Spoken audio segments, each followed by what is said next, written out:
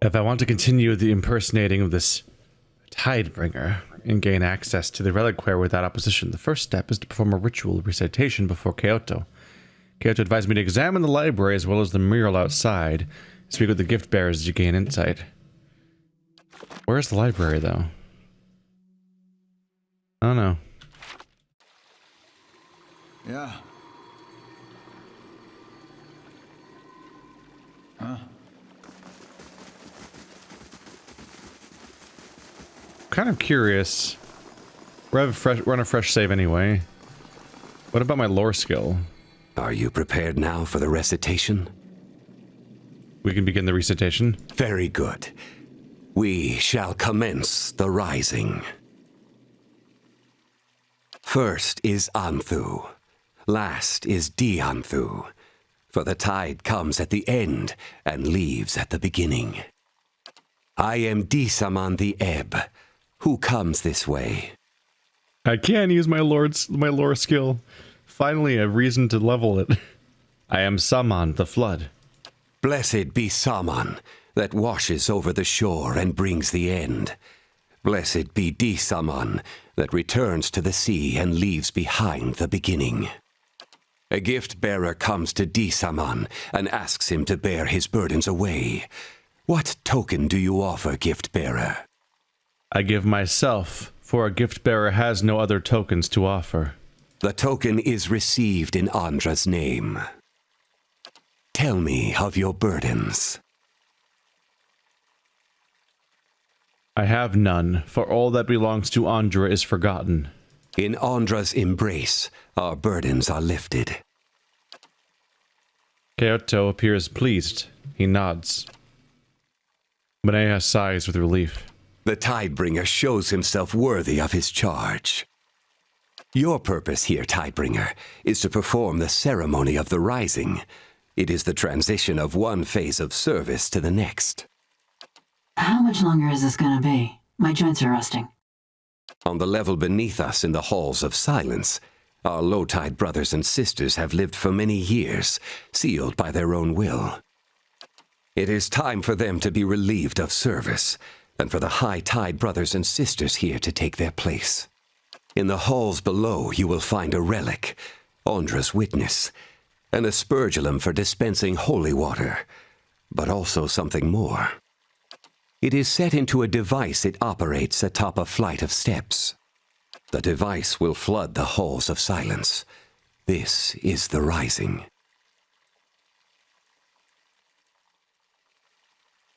Won't the people down there drown? It is the will of Ondra. Every monk assigned to the Abbey understands and accepts this. He smooths back his thick stalks of hair with one hand. A gray strand sticks to his palm. He frowns at it, then looks back up and continues. The monks here have all served as gift-bearers. We bear away people's most painful memories, and always a part of them remains with us. He's right about that much. Manea shrugs at you. In the halls of silence, memory itself fragments until it is no more. The halls are a reprieve from a gift-bearer's burden. He nods. In the end, the halls take all memory, but the process takes a toll, as you might imagine. After many years, when the process is complete, the rising is performed, to give final peace to those who dwell there. This is your charge.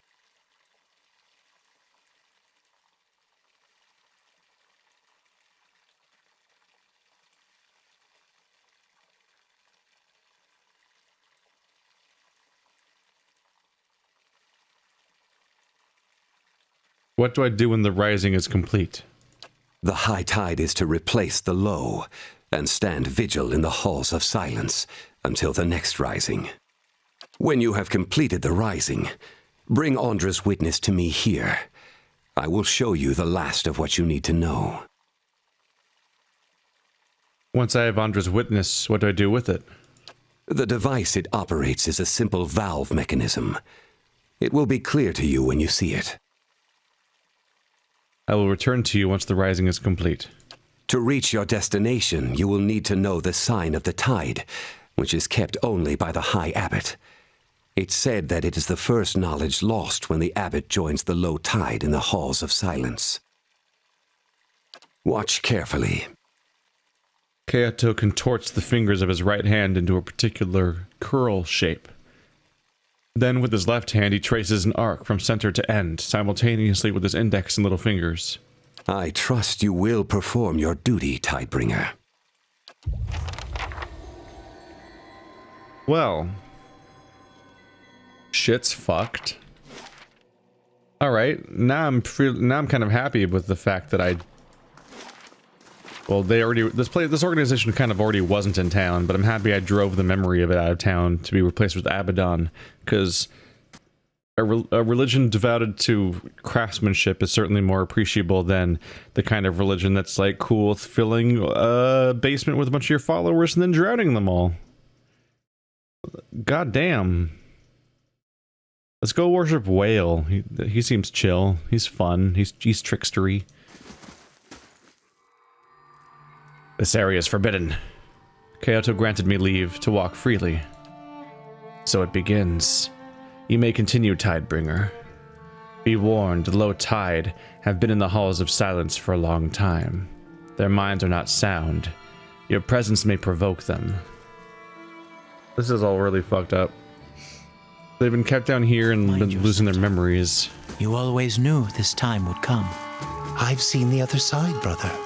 I'll find its waters again, warm and soothing. This religion is horrifying. Alright. And yeah, this one didn't come up when I was picking a god earlier. I guess this is how expansions work, though. The massive coppery bones encased under the ice seem to be part of the hips of a giant skeleton. So once again, we have a giant body encasing an entire area, where as we navigate around it, we can make out more and more details of the body, much like Obnua and that giant statue. A thin layer of frost sparkles over the store of bread and cabbages. Interestingly, it's actually a strangely similar note as another game I've been playing in parallel. So I've been playing God of War 2018, which weirdly has a similar approach to like having a zone as a giant body in it. Make sure they receive extra. I'll not let them fall into the goddess's embrace with empty stomachs. Their supplies are bountiful, sister. I have seen to it. Even the weirder ideas seem to always have like a bunch of common ground here and there. Because I just did a let's try of Oniniki or Oninaki or whatever, and that game is about a watcher who can speak with the dead, and the dead come and go in cycles. Where when you die, you have to get to a point where where your spirit can move on, and your guilt is unshackled, so you can then be reborn in another body, and the cycle begins anew. I'm like, okay, this is really specific, while still being the same as the other game I'm playing. I'm like, what? That game has Pillars of Eternity watchers in it? So are they both based on the same source material somewhere?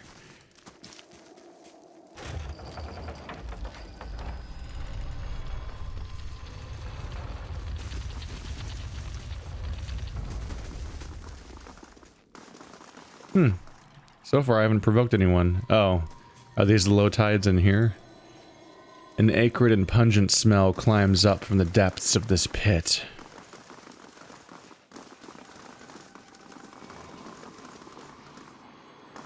We have a death. Hovering over a skeleton half trapped in the ice, a faint trace of essence lingers in the cold air of the cavern. You let your soul envelop the essence. Memories spread in a thin mist under you, dim and torn, their scattered fragments floating like motes of dust in the twilight. You're walking into an oblong chamber. The stones of its underground walls glisten, still wet from the floodwaters. A hand clasps on your shoulder. You hear her whisper, "Arthrek, I don't want to look." The memory vanishes, and now all you see is a slab of stone. You're staring at it, just inches away from the wall. Your fingers trace circles on it, digging into the moss that clings on its wreath, on its weathered surface. You're not sure how long you've been touching it. Perhaps you've always been. A scream jolts you. Its echoes thunder throughout the halls. Your ears hurt. A pain that digs deep, burrowing into your head like a twisted dagger. You run. Others run. You don't know them. You can't remember them, but somehow you take comfort in their presence. Yes, they will help you with the pain, the noise. You'll kill it. The anger of the memory subsides, and now you're sitting down on steps carved on rock. Dozens of skeletons lie below, beneath frozen water, their jaws hanging open, silent. Yet, what's that? A low rumble, gargling, growing, deafening. You snap your head to the side in anguish and see it, the water rushing down the halls, pushing you in a torrent of white foam. You fall. Your mouth opens to shout, but your screams are muffled as it fills with water. Just a good old horrifying drowning. Can't wait, right? Real psyched about the drowning? Arthur's cord.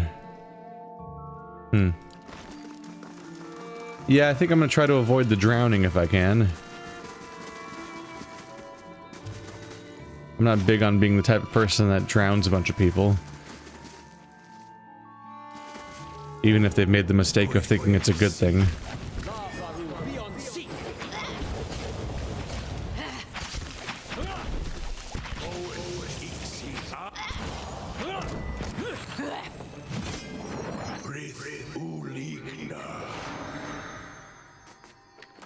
A lot of my group could use a little healing, admittedly. Severe burns. Or not a lot of my group. Gallant's focus is a red icon, so I thought it was bad, but that's just my accuracy aura. It's actually just one person that has a negative effect on them, so we're good. How much does that even affect him in combat? Reduce dexterity and weakness to burn. Despite the icy sheen that covers these webs, their threads gently vibrate at the slightest disturbance. Alright, back to it.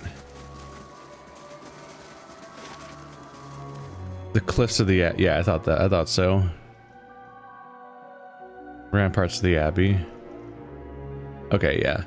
So I believe all the entrances I've found so far take me to previous zones. So it seems you could have gone directly here. Maybe even bypassing all the... Yeah, well, one of the options was to sneak in.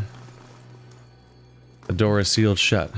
I didn't have a great time sneaking last time, though, so it's kind of nice to try this instead.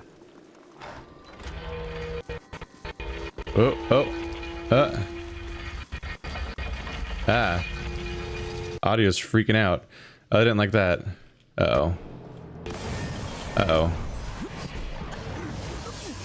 Man, that audio... This is just a handful of audio bugs in this game, unfortunately. It's too bad. Help, y'all. Under attack.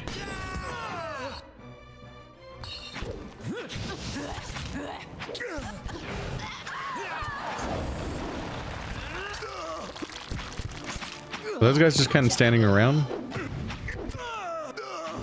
I wasn't sure what they were doing. They almost seemed to lose track of Aloth, who I think they were trying to attack.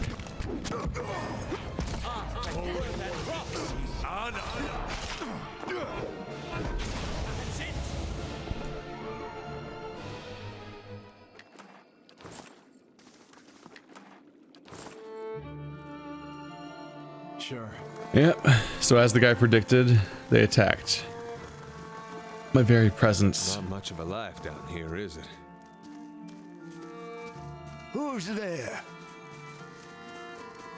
Seems they couldn't handle the sound of the gates opening when they've been in the quiet and the cold for so long. Maybe this guy's more sane? Orentis. Tufts of downy gray hair sprout from the back of this man's scalp like shrubs. His lower lip curls inward over a row of teeth that appear to have mostly fallen out, and a musty odor hangs about him like a fog. Is that you, Edith? I thought I'd lost you. I called for you. I wanted to search, but the blizzard lasted days. I'm so sorry. He extends a hand in a gesture of apology, but then the fingers curl and he draws it back. He squints, as if trying to see you better.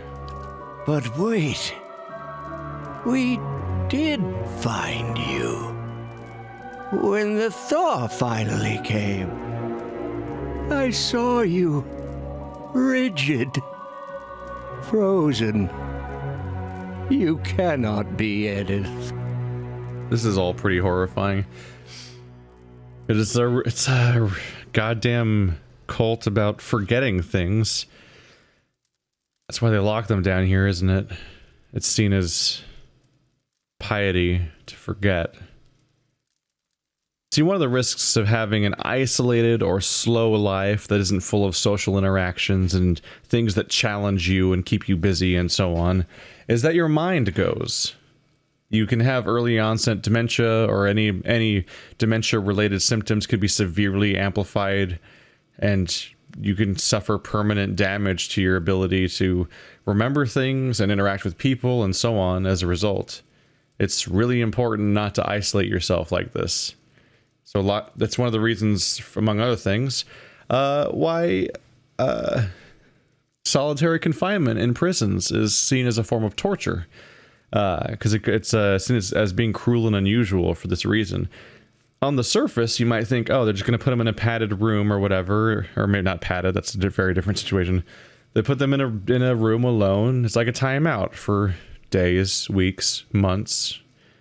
You might be thinking, oh, it's just, it's boring, but whatever. But no, it's actually like the actual experience of being in that is so much more severe than you would ever think it is.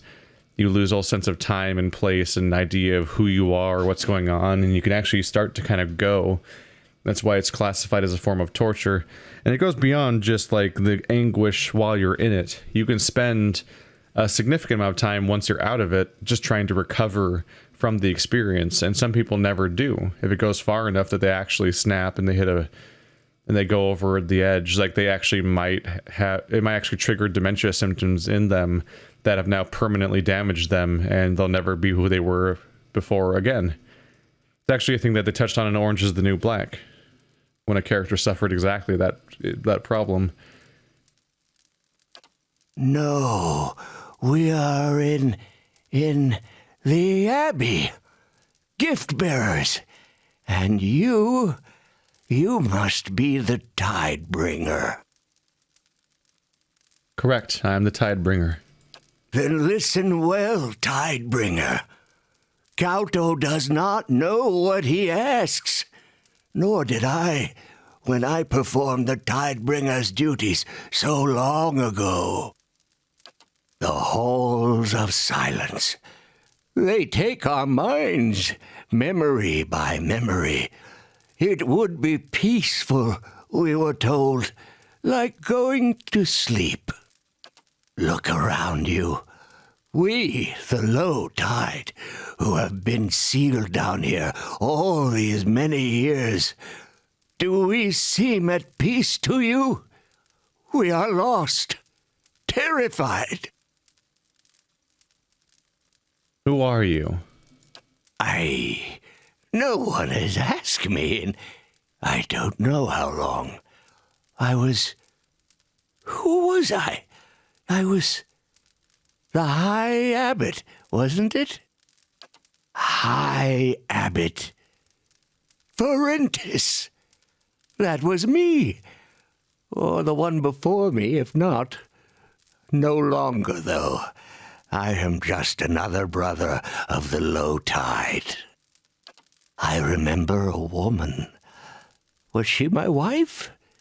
She had curls in her hair, and she spoke softly. What became of her? I carry so many memories that I took from strangers who wanted to be rid of them. I don't know what's mine anymore. And there are so many holes, every image a blur or a void.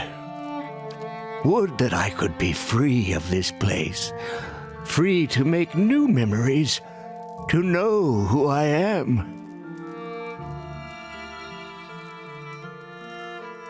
What is it the Tidebringer's meant to do? The Tidebringer comes to replace the High Abbot. The ritual is called... It is called... The Rising. Yes. We carry so many memories. Tragic or dangerous some. We live above for a time, devoted to Ondra. Then we come here to forget it all, wash our souls clean of the memories. When it is done, a Tidebringer is summoned. Those above, the high tide, they become the low tide. It means they are brought here to the halls of silence. But not before the old low tide are removed, drowned in a flood, and swept away. The Rising. Pretty horrifying. It was already pretty bad when we knew that they were just going to drown a mass of people, but they specifically torture them for years, make them lose their minds, and then drown them and wash them away, probably before they ever have a chance to interact with the high tide. So the high tide that comes in next to become the new low tide continually has no idea what happened to the previous people and just how bad it was. Like they can never learn from their own mistakes. Turns out memories are important, not just on this like individual level, but also like a historical level. Like having a history means you can learn from your past mistakes and grow and change, but they're overseeing a massive, horrible atrocity, and they're basically blind to it because they refuse to even gain the memory of what's happening to the people here. They torture them, don't interact with them, and then just wash them away before ever finding out what the consequences were of their actions, only to then sentence themselves to the same fate, unknowingly, not fully comprehending how bad it is. Did you not choose to be here? Did we? We did. We chose it when we thought it was our duty, and that it would be peaceful. But the more we forget, the less we understand. Every day something familiar becomes strange. If I had known, I'd never have accepted my assignment to the Abbey. Nor would many, I suspect. He made his choice when he was of sound mind. He's not himself anymore. Better to finish the ritual and release him back to the wheel. Maneha, no. What is it you want from me? There is a relic, an aspergillum, it was called. What was it?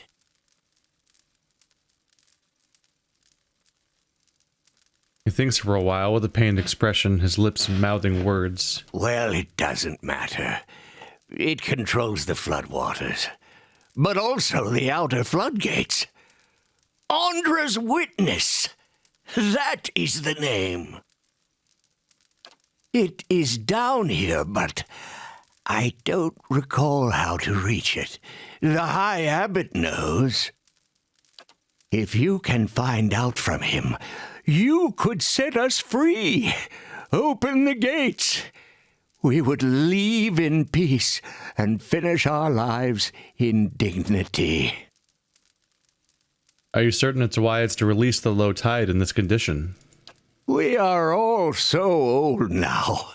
There is little damage we could do in this state. Yeah, I don't know. We had this old fella in Gilded Veil. Looked harmless, couldn't talk, but he'd bite you if you tried to steal his steak when no one was looking.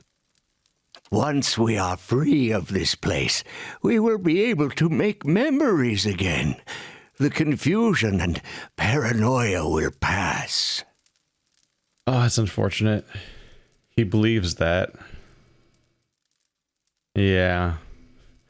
He thinks that's true. It's not. Maybe for some of them. It's everyone's different from people to person, but no, they've likely all suffered permanent brain damage, and they'll never be who they once were. I'll see what I can do. Frontis nods absently. Use the door behind me. Safer that way.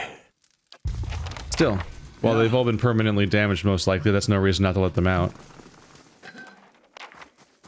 I just don't believe that... I'm not nearly as hopeful as he is about how things are going to be for them afterwards. Oh, that's not good. Yep. Oh, he's running away. Bye.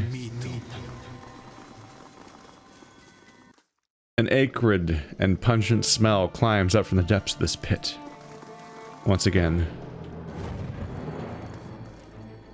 Maybe we could just not fight.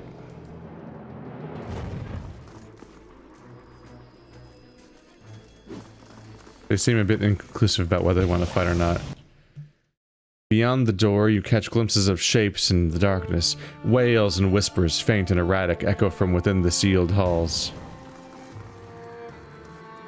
This door appears to be barred from the inside. It does not budge.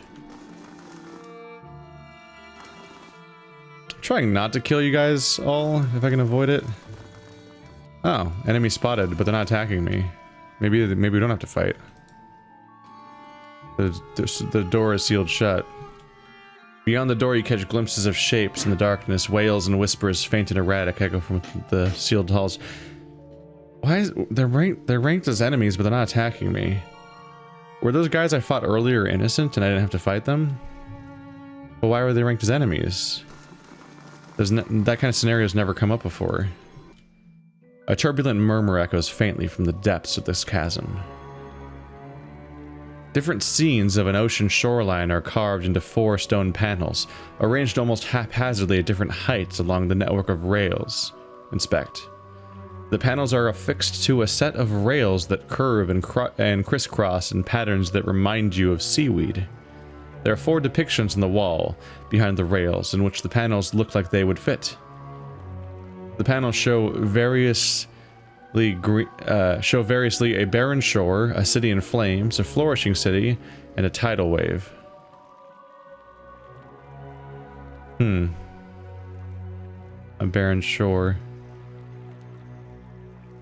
I would guess it's a flourishing city, a city in flames, a tidal wave, then a barren shore, because they seem to have this whole idea that water wipes out the memory. Arrange the panels. It appears that any panel can be slid into any depression by following the network of rails. Move which panel to the first empty depression? Flourishing city.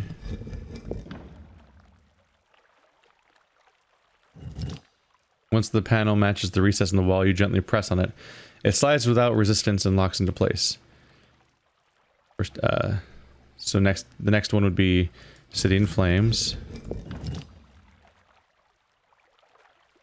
Tidal wave. And then Barren Shore. You complete the sequence with the last panel, but it will not settle into the final depression. Suddenly, the stone slabs begin to move on their own to revert to their original positions. Shit. Okay.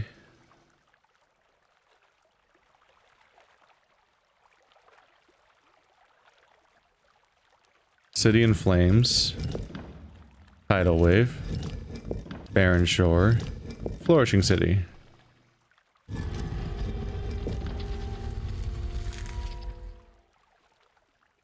I think it's correct this time. Alright. So first the city's in flames, then it gets wiped out, and then there's a barren shore, and then a new city flourishes. It's basically the same thing I said last time, with the implication being that it's a loop that happens over and over again. So I had them in the right order. I didn't pick the right starting point, though. But yeah, that's the basic lesson of how Ondra works.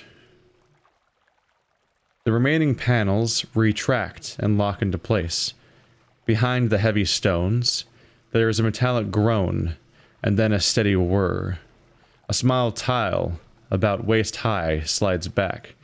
Beneath, there is a carving, It shows an image of an ocean wave curled around a crescent moon. Perform the sign of the tide on the hidden carving. You curl your hand, as Kaoto had done, and position it over the carving of the wave. Then, using your other hand, you trace the arc of the crescent into your index and little fingers.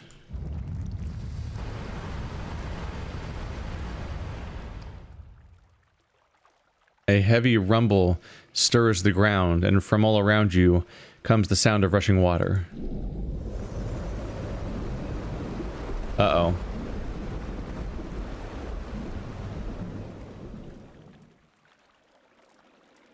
Am I out? Did I just drown people? Or is that just this platform? No, I don't think I failed yet. Okay, cool. I was worried. I'm like, oh shit, did I accidentally just drown everybody? Did I misinterpret the steps? We can walk across this water. It's all glowy. I'm looking for this lever. What's this? Back to the main chamber. Gotcha. And I'm looking for a thing, I think it's called Ondra's Wishes. And with that I can let them all out. That's probably it. Embedded in this deep semicircular slab is what looks to be a vessel for the sprinkling of holy water. In this context, however, it looks more like a lever. There are images engraved on the wall behind it. One of a rising wave and one of an open gate. Open gate. In the distance you hear the mechanical snap of rusted locks and the groan of iron hinges. There we go.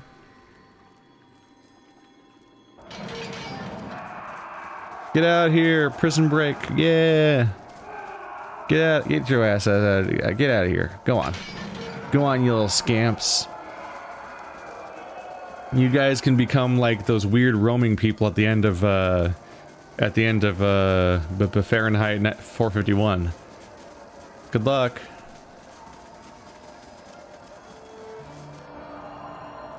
Echoing voices reach your ears. The words are unintelligible, but you can make out laughter, crying, and cheers. Soon after, shouts of alarm resonate in the distance. With a click, the machine releases its hold on the strange rod. You pack the vessel away. Ooh, now they can't drown people anymore. At least not this way. Oh, to be a fly on the wall when they reach starboard. That might be an issue. I hope not, but it might be. New quest. A place of great silence. 5 years ago, 12 senior monks of the Ixtalochi began a silent pilgrimage to Tetlektuan, forbidding hills plagued by severe weather that locals believe are cursed by the gods. The monks were supposed to emerge from their retreat this year, but they have not returned. An expedition of novices into discovered their camp, but they were shocked to find only hollow skin shells of their masters sitting in a circle, frozen in their meditative poses.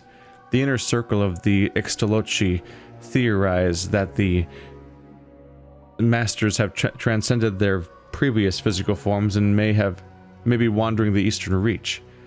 They have sent word to the various lords of Redsurus and the Deerwood that the Ixtalochi would very much like to be reunited with their masters so their wisdom can be passed on to a new generation.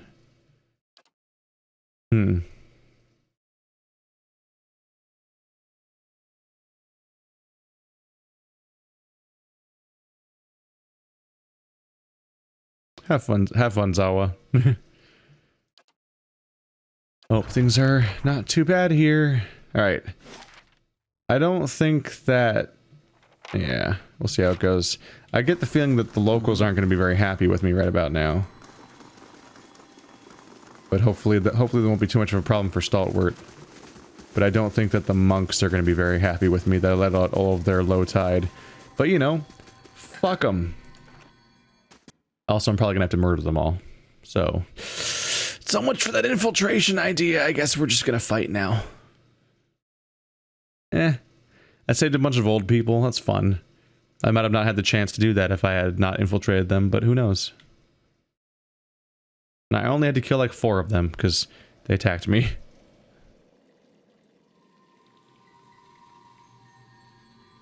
The sacred halls unsealed. Sacrilege. Oh, they're coming for me, and a lot of them are shirtless. That's how you know it's serious. Oop, kill the intruder. Excuse me, aren't I like the leader of your religion or something vaguely like that right now? Maybe I have a higher wisdom. You ever think about that? I don't think they're thinking about that. I think they're gonna murder me.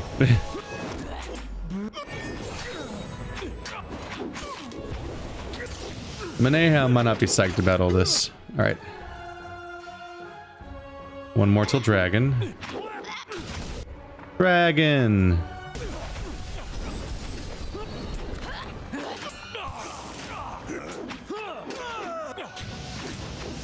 Oh yeah. That'll clean things up nicely.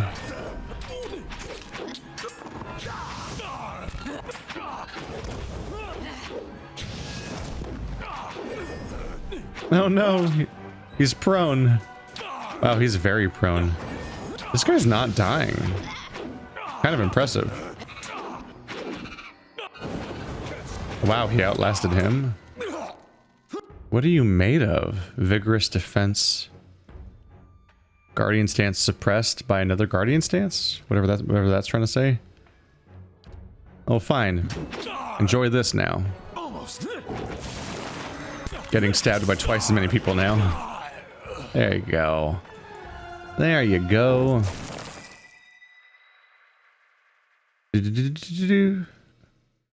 Ondra Paladin helm. Very mask-like. Alrighty then. Well, I think the reliquary was my goal, right? So, fuck them. Let's go. Might as well hurry over to get this before they have a chance to stop me.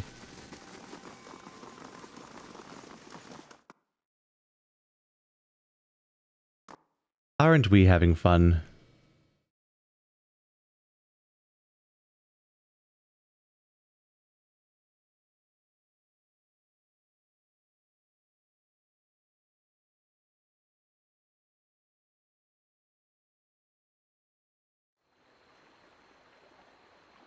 Oh, he's here. You've made a grave mistake. I will correct it in Ondra's name. So he was already... Yeah. He was already intercepting me. Shit. Alright, he might be a big bad fight, so...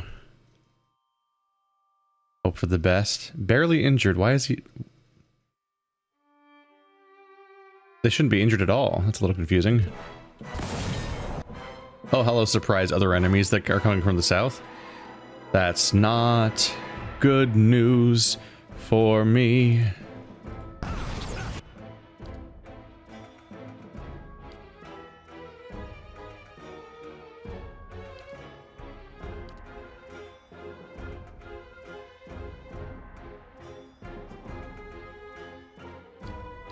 Been hit by a little something. That's not a great start. Do do do do do.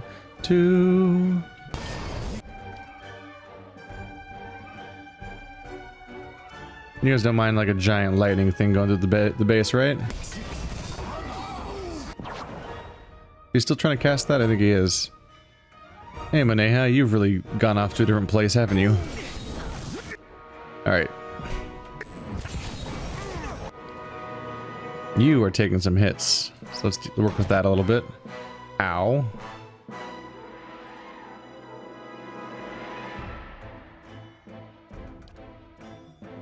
You guys need to back off a bit. Yes, Gear, help.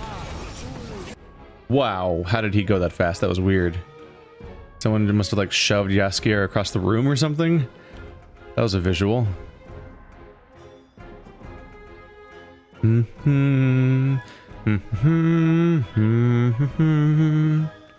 How do I heal this boy? He's dying right before my eyes. Maneha, no. Second wind, go. Oh, that didn't work. I tried. I gave that a go. Durance. You going on vacation on me? Where are you going? He just kind of took off.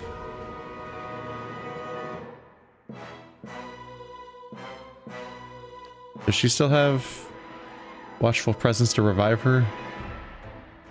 I thought I hit her with it. Maybe I didn't. Not sure how I would have missed though. These guys are dangerous so far. It's a bit of a problem for me. Shit. And I'm a giant, messy, unfocused mess of just kind of hitting everything at once. This fight's not going very well. Nope, not at all.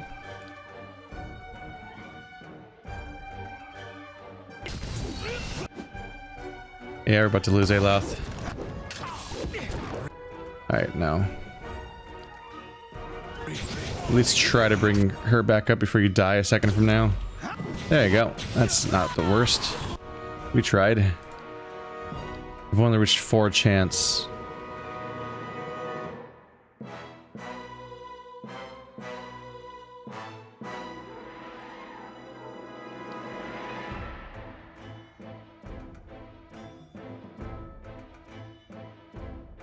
Wow.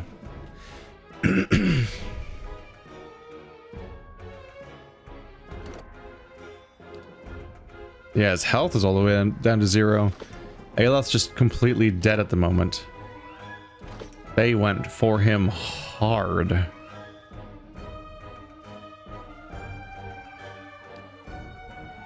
Let's try to get the other watchful presency thing out. Nope, Durance is out. But then he gets back up. I get knocked out, and I get up again, because Durance had watchful presence. Ow. Ow. Nope, he's dead. Yep.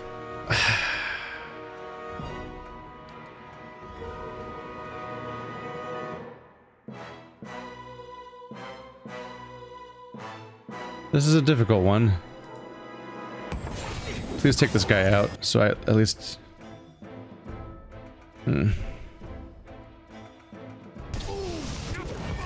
I really need Yaskier to be able to at least be able to attack the main group. It's not gonna... It doesn't matter. We don't stand... Yeah. Alright, let's just give up on this entire fight. We've so blatantly lost at that point. We can at least try something a little more positive for our starting point.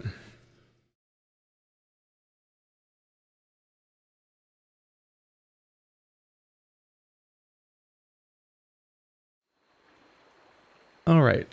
Thankfully, we made a grave mistake. We thankfully just transitioned locations, so there's an autosave that happens right there. Very much comes in handy.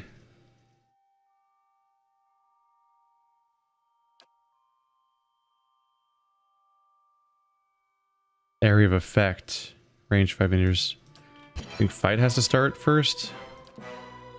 Yeah. Wait for the fight to kind of begin. There you go. Nope. Just cover everyone with the good bad effect that affects everything. That'll be nice.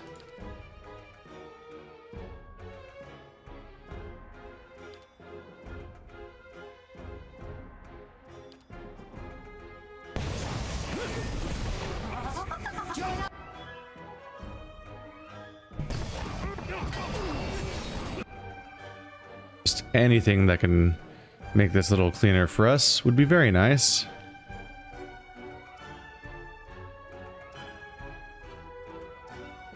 Every hint of damage reduction boost or anything we can do here to help. Adair, you're on a vacation over there. They must have yanked you over there because I don't see why you'd be there on your own. Bow AoE, not the worst choice. We're covered in enemies after all.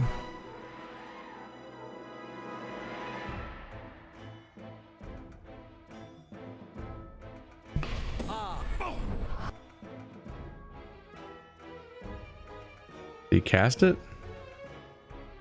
No uses left. Aloth, yep. 1 graze, 1 hit, 3 crits. Nice. That's not terrible.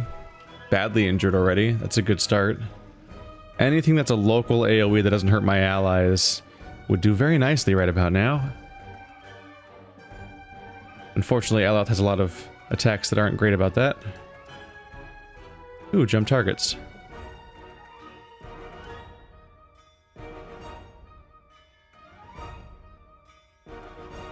Oh yeah, you know he's gonna get hit a lot, which is due to the defensive cast. That makes it bad to hit him. That's useful. Let's try that again.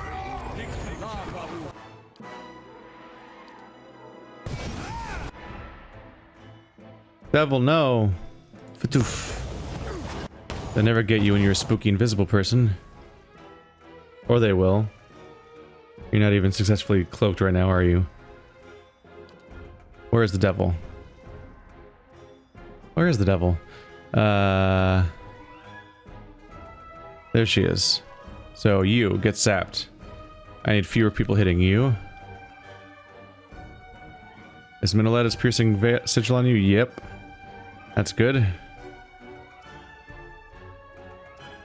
Arcane Veil is up. I'll keep him alive for a bit longer so I can try to cast more of these things.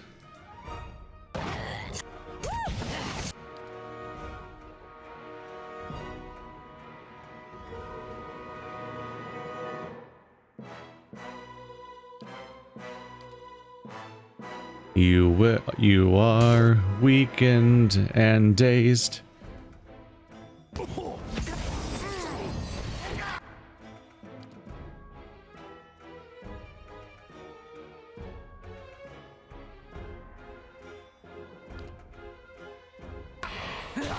Get back up, please. I need the whole team up for now if I can. I think we're doing way better now with some of these effects I've gone with. But also a lot of my entire tiers of spellcasting are completely spent already. Not great. It's not great. Ooh, Kaoto dying would be good though.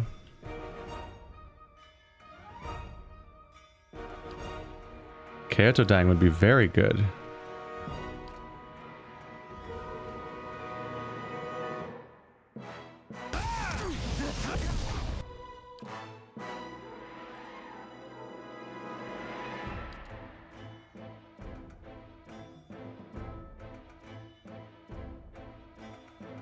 That's good. Hey, Adair. Okay, I like that they're prone over there. Can you come help now? We could use some help. Oh, psychic backlash. Oh, he's stunned.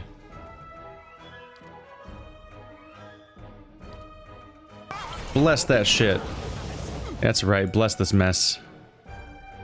I want everyone blessed.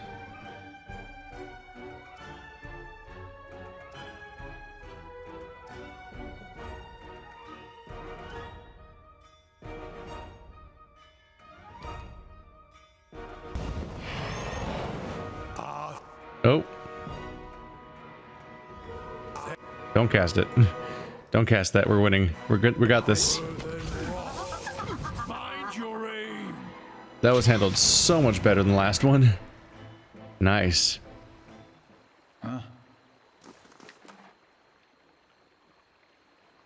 Pretty standard stuff. Oh, Robes the Tidebringer. Let's put those over there. That went well. Just needed a second little try. A lot more AoE coming from Aloth, where he just started blasting the local area and cast that spell that counterattacks a lot. That went pretty well. That was a barrier made of water. That was neat. And thematic.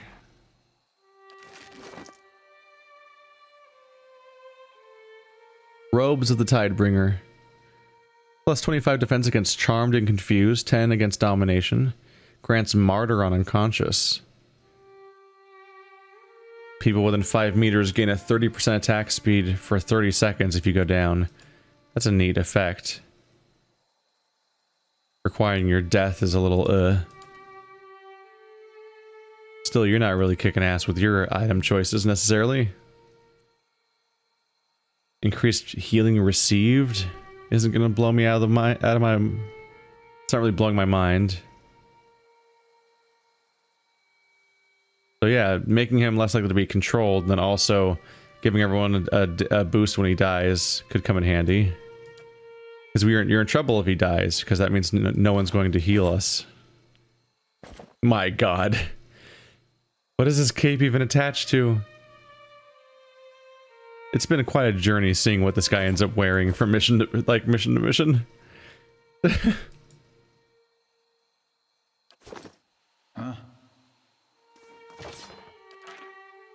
Well, we got him.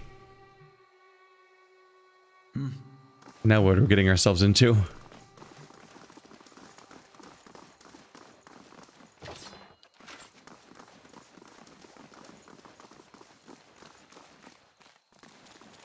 So there's the skull. I used to have this big hound, like to dig for bones. Well, he'd be real excited right about now. Aw. Yeah, these bones are a lot. They're extra. The cracks on this jawbone suggest that a forceful blow separated it from its skull. What did something this big get hit by? Judging by the distance from, to the nearby skull, a tremendous force severed the vertebrae from the rest of the giant's body. Oh yeah, that's his head. So some sort of giant got decapitated, apparently. A lot to take in.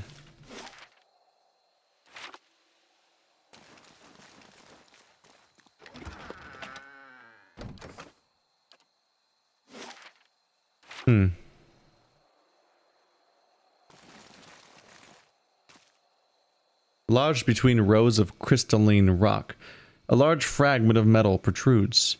It looks as though it might be possible to pry it loose.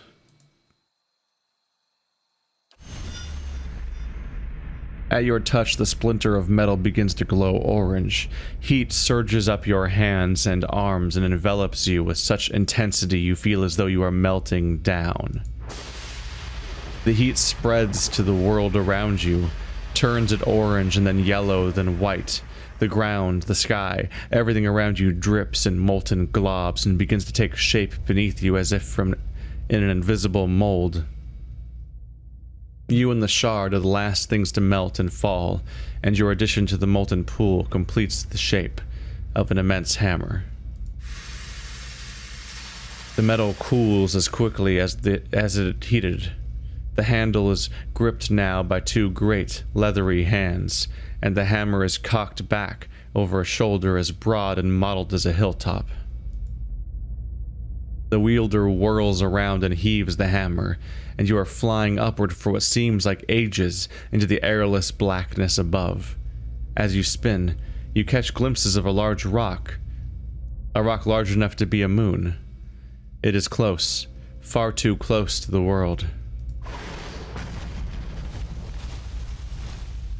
The force of the impact shatters hammer and stone alike. The rock is redirected outward, but a section of the front face is cleaved off and begins to fall, splintering apart at the cracks. In 100,000 fragments blossoming outward in all directions, debris showers the atmosphere, trailing smoke and fire. Below, land and sea are far off, but gradually rising up. Look at the sea. The largest of the fragments, wide as a city, barrels downward in a fiery cocoon. Its size reduces at the edges as the edges immolate, but it won't burn up in time.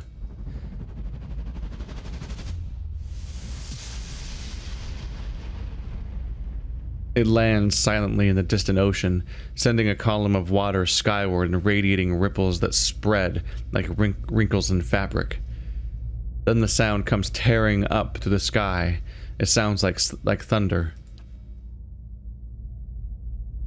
Features are becoming clearer by the moment as you streak toward the earth.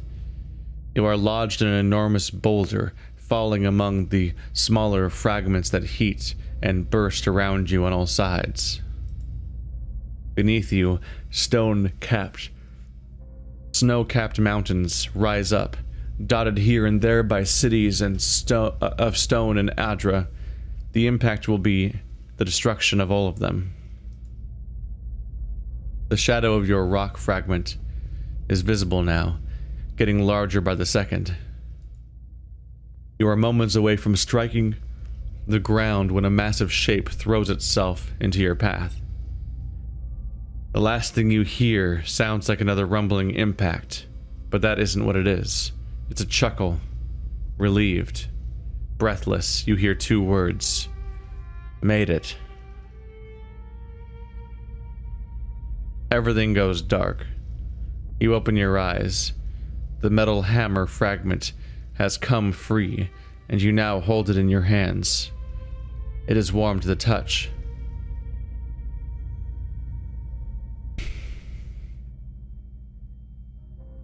It seems like a giant forged a hammer in order to intercept meteors. And then when he hit the meteor, it broke into a bunch of chunks, and one was heading for a city, so he physically intercepted it with his body. And that's probably why we have this giant skeleton here that's decapitated. Got hit in the face by this giant stone. And it was too much.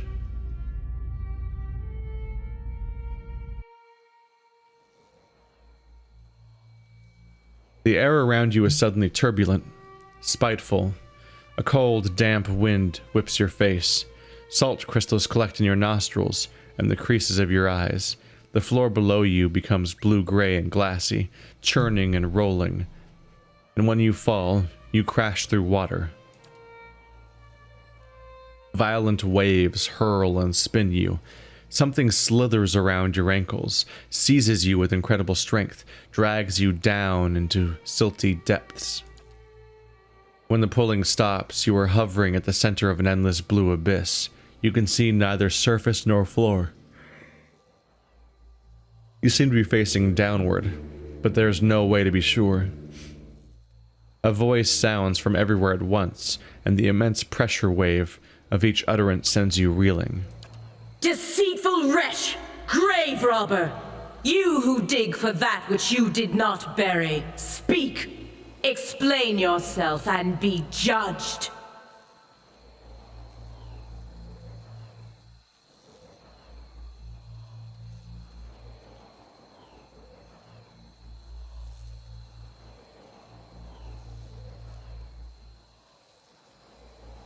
I only do what I must survive. If I am to be judged for it, so be it.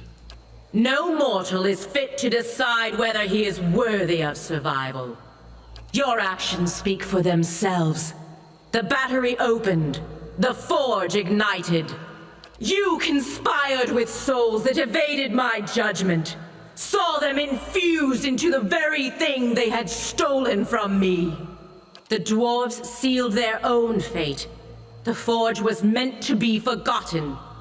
And now, here you are again, denying peace to the buried. The turbulence around you calms. Silt settles like a slow exaltation, and the vast dark seascape beyond the murk fades in. Rays of light trickle down from far above onto green-gold columns of kelp that rise from the depths and sway back and forth in the current. Fish and mollusks patrol them in groups of hundreds and thousands. The nearest pass you with watchful eyes. What do you mean the forge is meant to be forgotten? It was never meant for mortal use. Such power, such truths lie within it. It can bring only ruin. When the Pargrunen came to the White March, they were peaceful. They shared common beliefs and purpose. Their visions for the Forge tore them apart. You have seen this for yourself. They would have destroyed themselves in the end. How convenient that we'll never know. You need only look to the history of your own civilization for assurance. They would have only destroyed themselves is not a fitting response to, so I destroyed them. How many wars, how many fallen empires might have been averted if only their leaders could forget the objects of their ambition? I mourned the loss of the Pargrunen. Misfortune brought them here. They did not deserve to end so soon.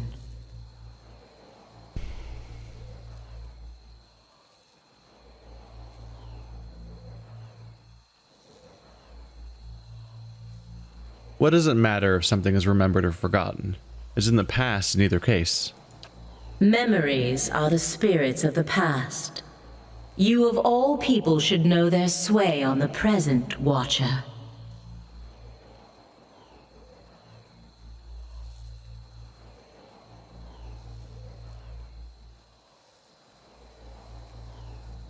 They are ours to bear whether we care to or not. Mortals measure the worth of their lives in memory. Who will remember me? How long until I am forgotten? Memory governs every thought, informs every choice. It can fuel passion, understanding, love, or it can create obsession, madness. You have seen it plague many souls in your travels.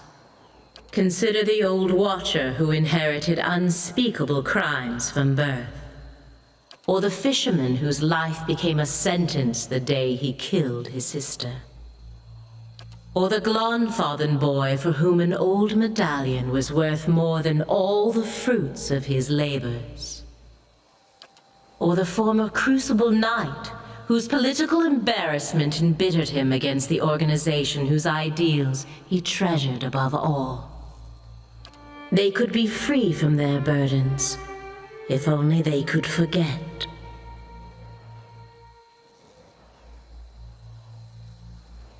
Their problems go deeper than memory. Simply forgetting does not make them go away. For some, perhaps. But for many, the memory is all that remains of it. The fires of Cold Morn died long ago, yet vengeance still burns in this construct's mind. What is vengeance but a fire fueled by memory that consumes the soul? A fun way to kill time? Cold Morn is not but a memory now. If it no longer intruded on her thoughts, no longer haunted her dreams, she could live a life of her choosing.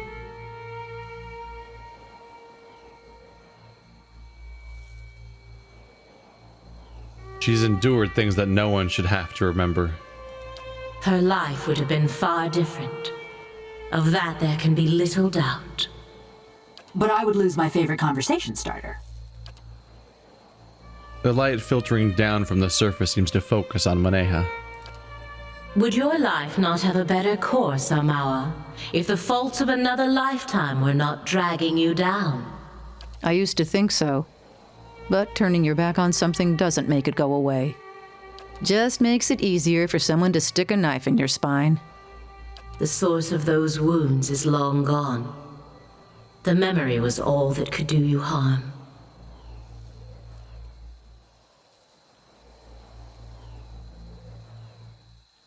There was value in the memory despite the harm. Even when problems have run their course, memory can be the stone that sinks you into the abyss.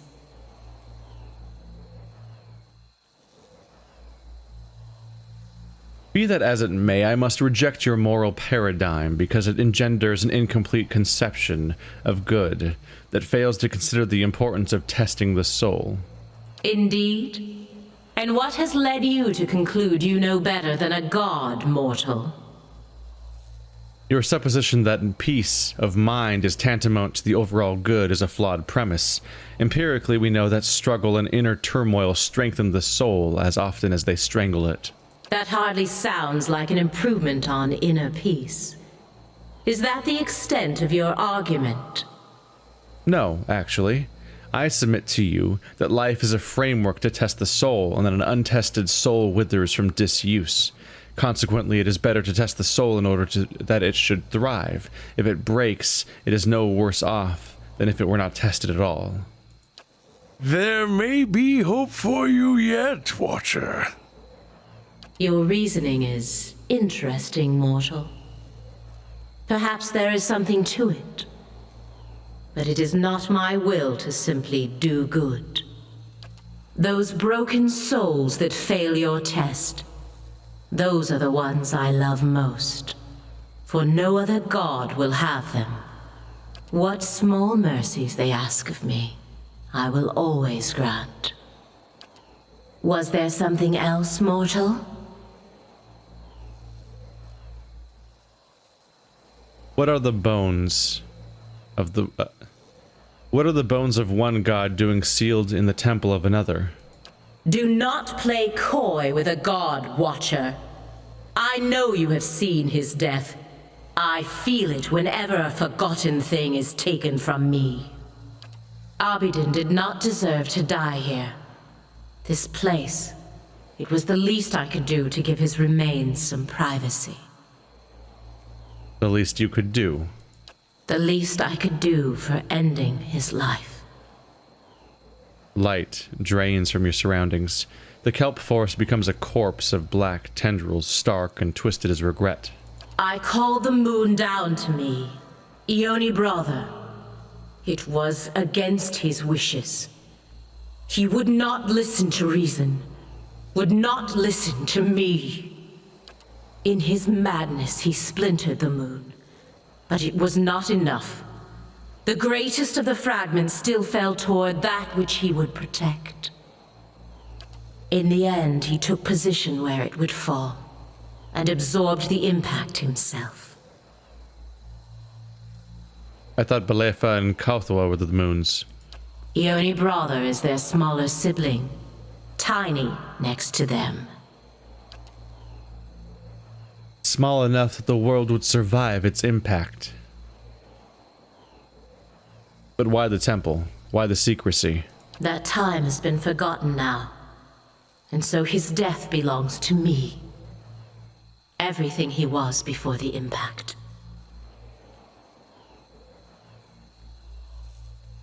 But you slew another god. Surely the other gods know this. Surely Abaddon must know.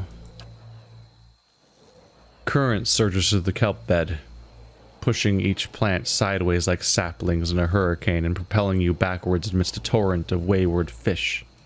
No! He cannot know! He must never know! Understand, he was not always as he is now.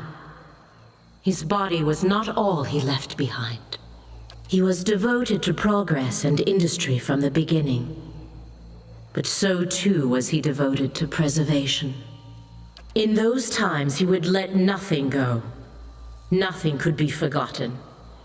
His will was iron long before his body.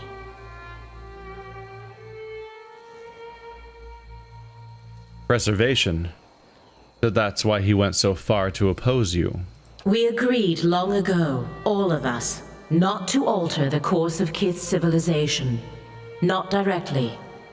Not unless there were no other choice. But in this matter, there was no other choice. He understood that as well as anyone. It was for duty that he opposed it. I would have stopped it if I could, but by then it was too late.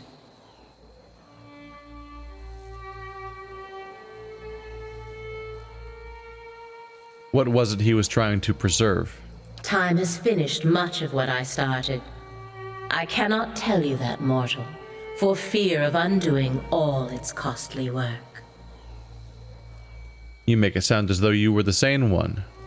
The other gods knew what had to be done, but they lacked the will to go through with it. Even gods have their attachments. To erase all knowledge of such a grand thing required unthinkable devastation. The Eastern Reach, Deadfire. Mine was the only solution.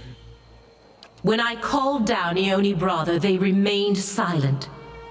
Even Abaddon, he knew it was for the best. But he tried to stop it all the same. Perhaps deep down I knew he would. I should have expected it. I could have stopped it. You may ask. Why did you pull down Ione brother? The great conundrum of a god is how close to become with your subjects. Too far and they lose hope. Too close and your own judgment fails. I guess dropping a rock on their heads is one way to fix that. Civilizations are meant to ebb and flow. Allow them to persist for too long in power or knowledge, and you invite catastrophe. There was a time when we let our sympathies get the better of us.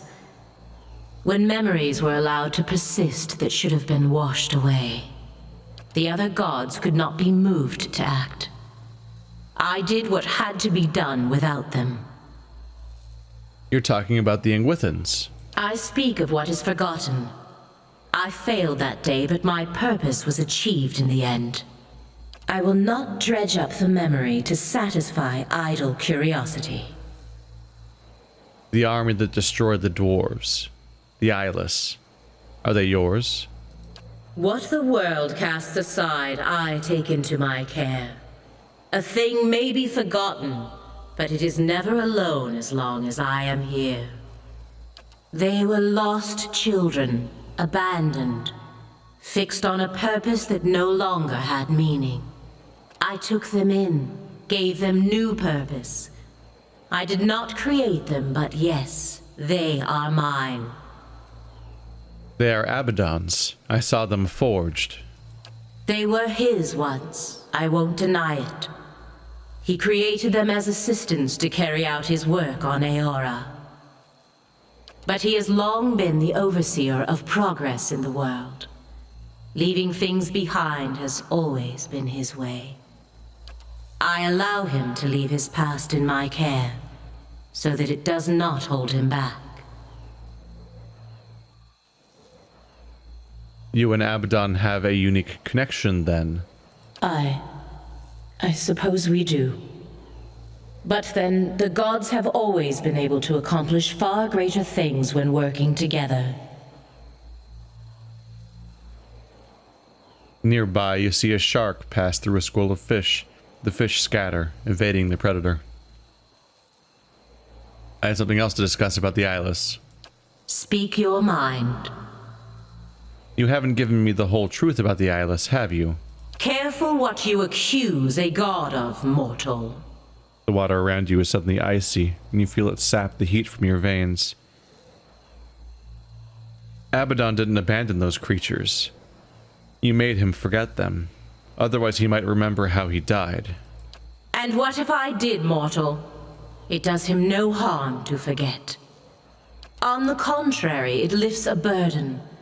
If Abaddon remembered, it would threaten the harmony between the gods.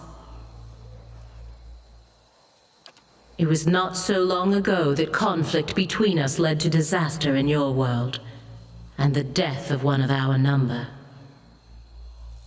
Her entire approach is kind of bullshit. I guess this should be kind of obvious, but she doesn't allow herself to forget anything. She remembers everything, selfishly. It's not that forgetting frees people of their problems. It's that she thinks when everyone else forgets things, she's left as the sole controller of said information, and then she, as the adult in the room, can make the proper decision on behalf of everybody else. She's like Whale without the self-awareness. Memory is but an image we create to make sense of the present. It carries no truth or meaning but what we ascribe. A slight alteration to it is a small price to pay for peace.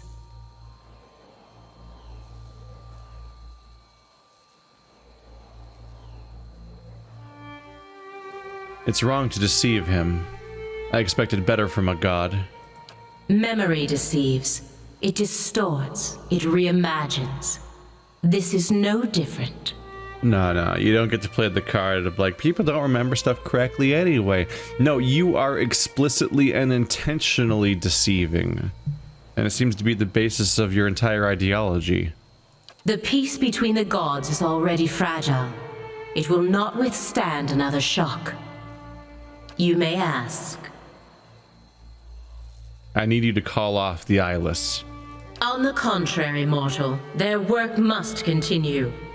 Far too much was uncovered while they lay dormant. They draw attention to the very things you wish hidden. In my dreams, I have seen them swarming over the Deerwood. Those who know too much of the White Forge will be washed clean from Eora, and then the eyeless shall rest once more. This isn't some lone tribe of dwarves. The Forge sees visitors from all over now. The eyeless will tear the Deerwood apart. It will never be forgotten. The sea life around you stirs back and forth, agitated, restless. Even if it is as you say, there is nothing that can be done. The eyeless do not think for themselves. They have only the purpose that is given to them. They do not stop until the purpose is fulfilled. They will not change course now for me or anyone. I am sorry. Kaoto said they could be called off. Only if those they pursue are no longer a threat. The raid Sarens were stopped before they could take the White Forge. In your case, Watcher, you are well beyond that now. And if what you say is true, then the Deerwood is as well. This was your doing. You must intervene. The interventions of gods seldom work out in anyone's favor. Our touch is too heavy. The world crumbles beneath it. Yeah, you already intervened. That's why we're losing the Deerwood. It is why we so often enlist the help of mortals. They execute our wishes with greater care. I have done far too much already. Oh, you are so full of shit. All of the scenarios that lead to the problem are you're fine doing those, but all the solutions, no, that's too much. I can't interfere. If you won't stop them, then I will. Your determination is commendable, but the eyeless number in the thousands. You will need more than strength or luck.